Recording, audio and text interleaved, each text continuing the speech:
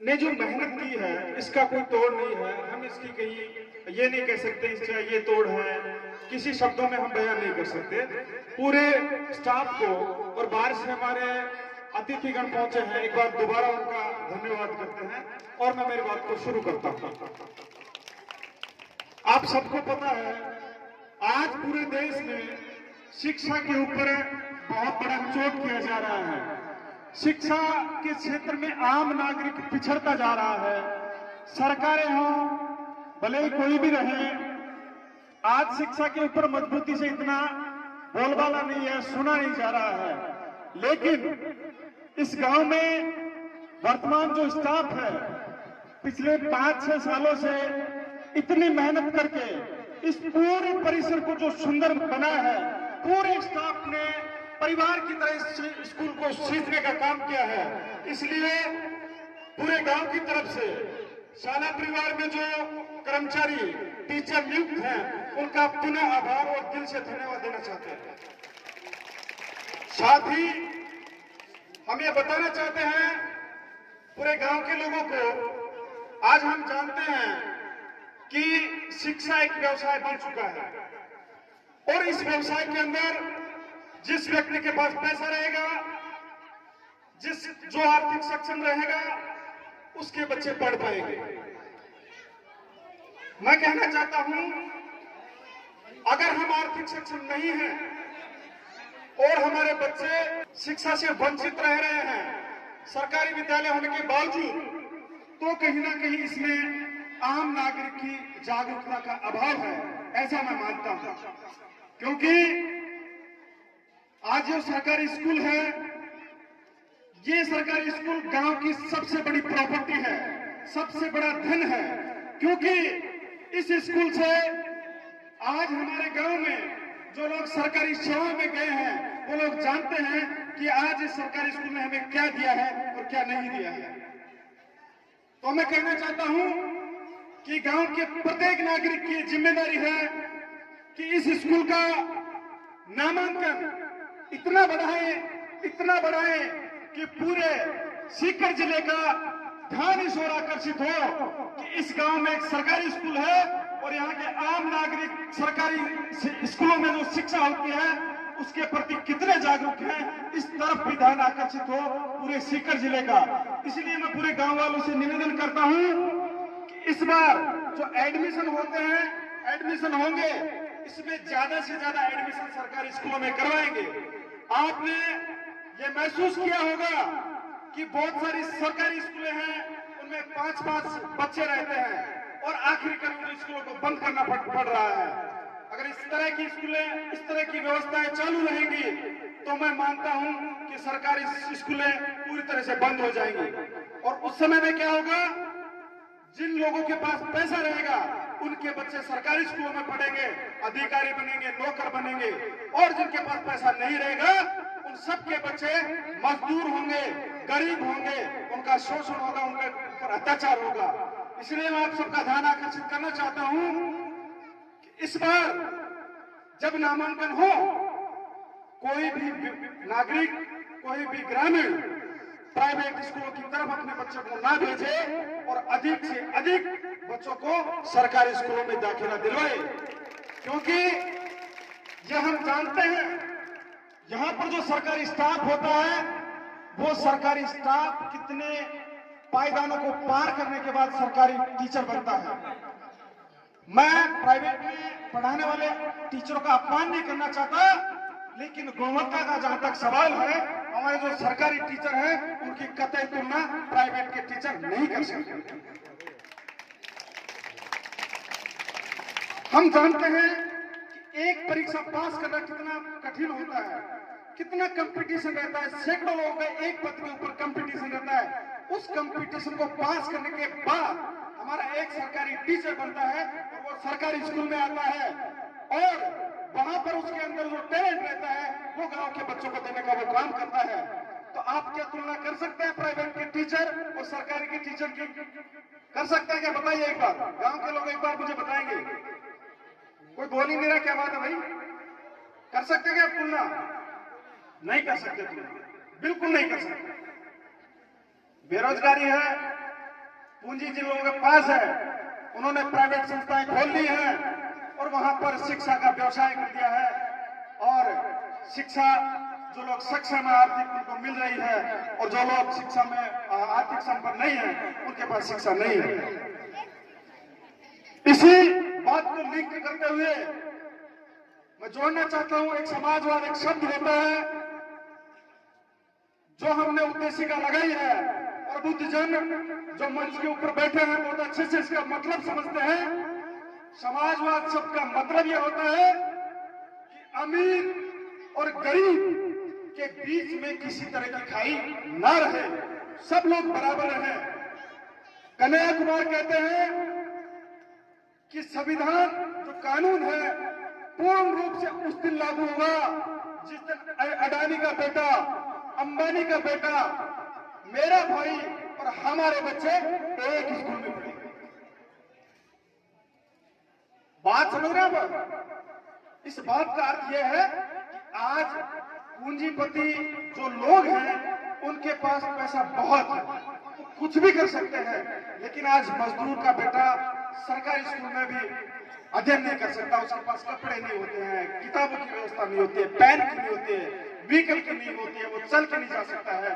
तो हमने इन सारी बातों को मद्देनजर रखते हुए बार बार इस सारा परिवार का भी बहुत सहयोग रहता है, माननीय सीबीओ साहब का बहुत सहयोग रहता है, हमारे लिए हमेशा तैयार रहते हैं। और हमने एक प्रस्ताव भी दिया था कि हम इस सरकारी स्कूल के अंदर संविधान की एक प्रस्तावना लगाना चाहते हैं।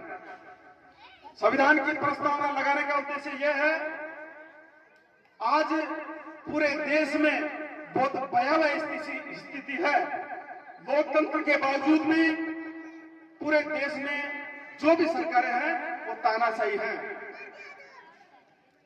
लोकतंत्र का मतलब ये होता है कि राष्ट्र की सर्वोच्च सत्ता आम नागरिक के हाथ में रहेगी, लेकिन एक मजदूर को जाकर हम पूछें कि आपके हाथ में देश की सर्वोच्च सत्ता है क्या, तो वो पूछेगा, बताएगा कि उसको पता ही नहीं होता है लोकतंत्र होता क्या है।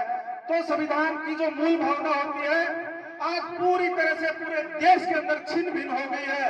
संवैधानिक विचार मंच के माध्यम से हम सारे लोग पूरे राज्य के अंदर संवैधानिक विचार मंच बनाकर ये काम कर रहे हैं, और धन्यवाद देता हूं मैं सीबीओ साहब को, गांव के लोगों को, जिन्होंने संवैधानिक विचार मंच को ये जो सहयोग किया है और इसकी ये संविधान की प्रस्तावना लगाई है।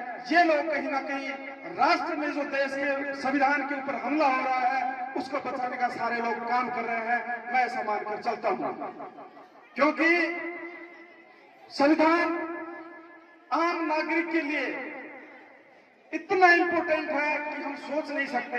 हमें सोचने की आजादी भी संविधान देता है, वरना आज से पहले हम सोच भी नहीं सकते थे, इस तरह की भी हमें स्वतंत्रता नहीं हुआ करती थी।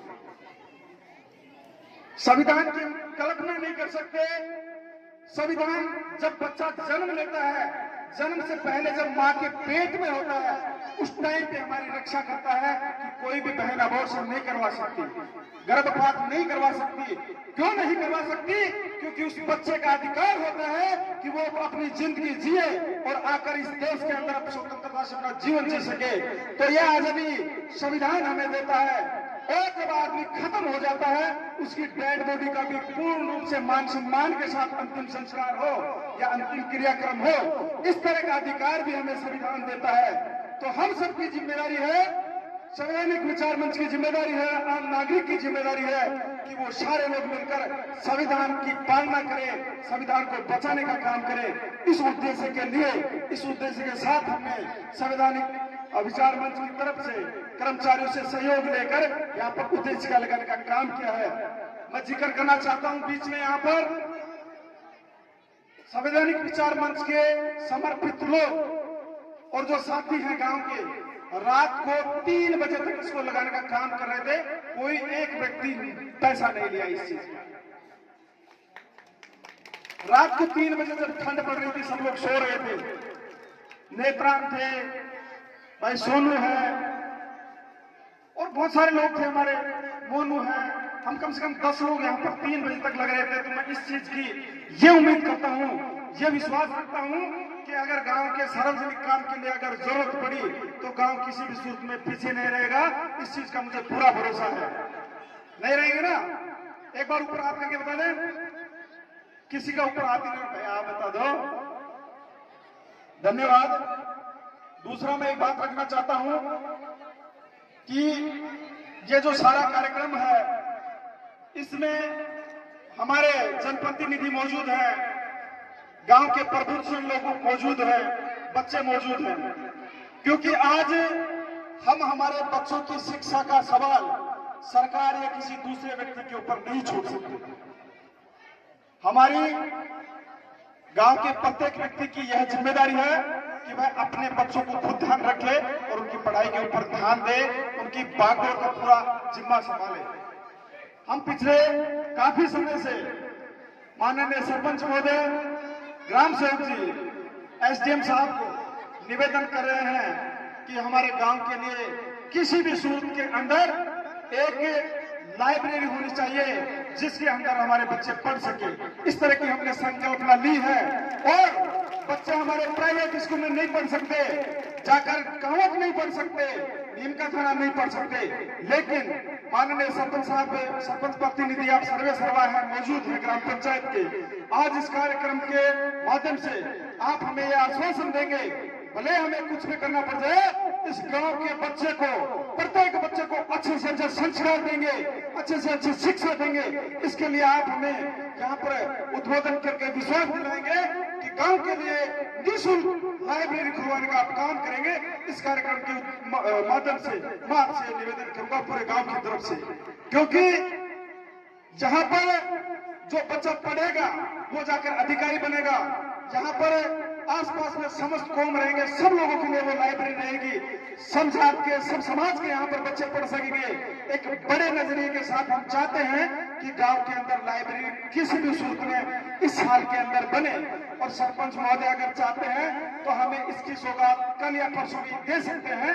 और हम इस कार्यक्रम के माध्यम से बार बार चाह रहे हैं कि सरपंच महोदय इसकी घोषणा करें कि मैं पूरा सहयोग इस गांव के लिए लाइब्रेरी के लिए यहाँ से बोल कर जाऊंगा। हमने क्योंकि गुरुजी से भी करी है, सरपंच जी से भी करी है, हमें पूरा आश्वासन है शिक्षा बेसिक आधार है। अगर आप मान सम्मान की लड़ाई लड़ते हैं, शिक्षा के बिना नहीं लड़ सकते। अगर आप राजनीति की सोचते हैं, शिक्षा के बगैर नहीं लड़ सकते। अगर आप पैसा कमाने की सोचते हैं तो शिक्षा के बगैर नहीं कर सकते। इसलिए हमारे फंडामेंटल गांव के व्यक्ति की ड्यूटी होनी चाहिए।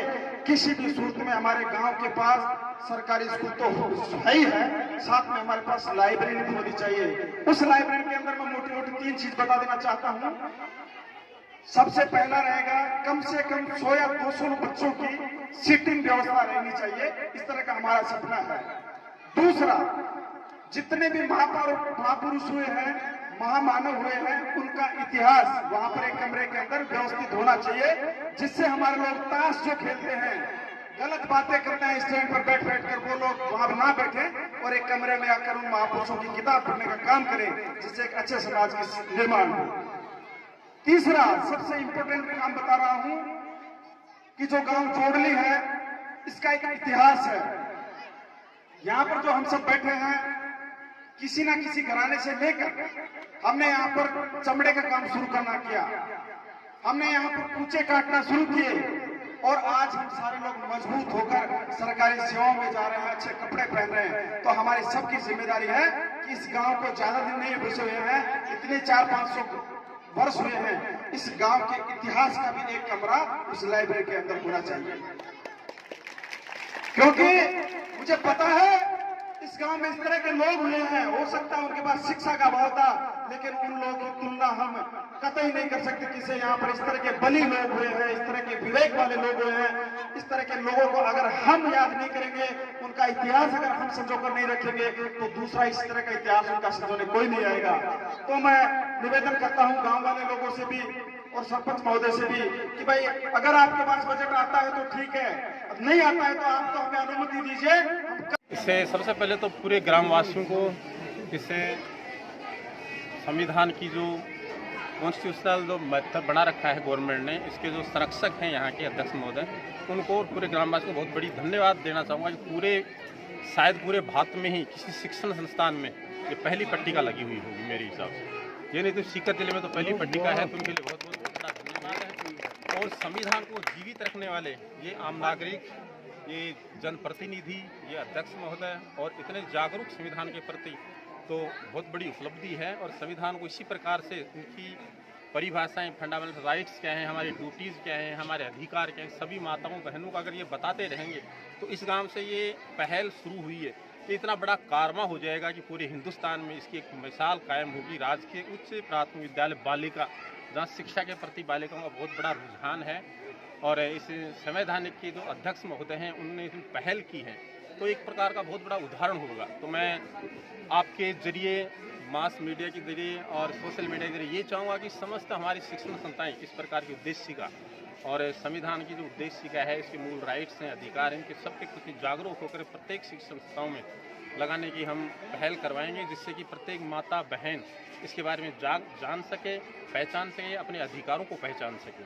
तो मैं पुनः एक बार इस विद्यालय परिवार को, इस गांव के जनप्रतिनिधियों को और इस गांव के युवा वर्ग हैं जो पहल किए, उनको लिए बहुत बहुत कांग्रेचुलेट और धन्यवाद देना चाहता हूं। उनका आभार प्रकट करना चाहता हूं कि हमेशा ऐसे सामाजिक देश इसमें काम करते रहें और देश की जो स्वतंत्रता है, जागरूकता है, संवैधानिक गतिविधियाँ हैं, उनको सुचारू रूप से संचालित करते रहें। जय हिंद, जय भारत। आपका परिचय? राधेश्याम योगी, CBO नीमका थाना। शुक्रिया।